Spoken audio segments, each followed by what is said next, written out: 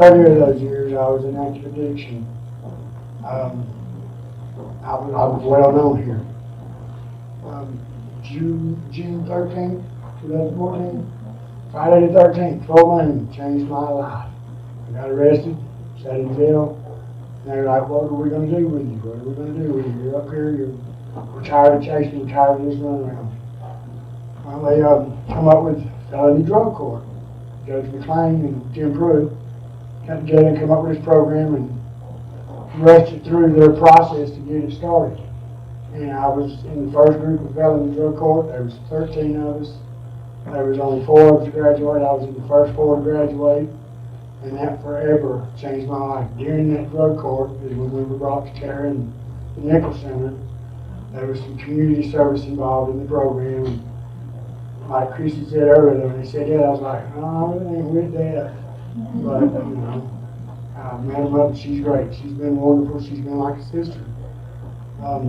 Since then, I've managed to, at the age of 40-something, went back to school, got my GED, got some college credits, got my CDL, got a truck, great job. Was able to buy our first house 2 years ago.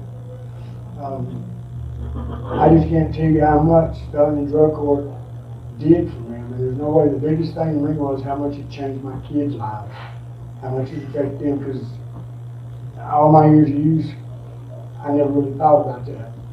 You know, my kids still had the top name brand shoes and all the best computers, and they had the smartphones while I was still running around with old crack screen flip phone. You know, I took care of my kids, took care of things, but I never realized just how much that was hurting them.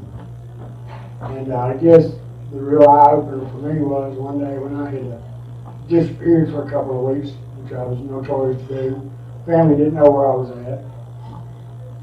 One of my boys was in school, and every week they would read the crime report at the Douglas County Sentinel in class.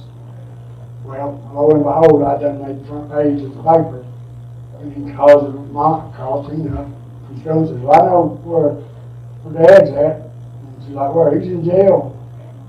I mean, that really affects me. I mean, fortunately, he does not carry my last name, so, but unfortunately for the little girl in the class, did have my last name, but she was no relations. Everybody kind of looked at her, and she's like, no, it ain't mine, I don't know him, you know. So it really didn't embarrass me, it embarrassed me more for him to have to go through that.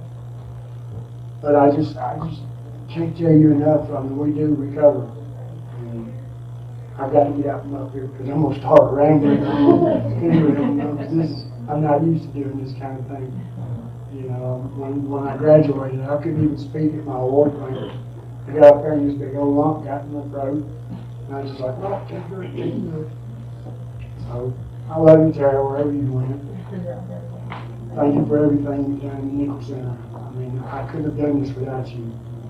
You know, and my friends that I've gotten through Douglas County Sheriff's Office, some of them have even come to me and said, you know what, you've renewed my hope in people, that people can change. And some of them were high-ranking officers down there that always thought, once a criminal, always a criminal. You know, once you're locked up, you're always going to pay that. That was all I was ever going to do. As a matter of fact, I had one of them send me a message tonight that I heard where you're at. I just want to let you know I'm still proud of what you're doing. And you made a believer out of me.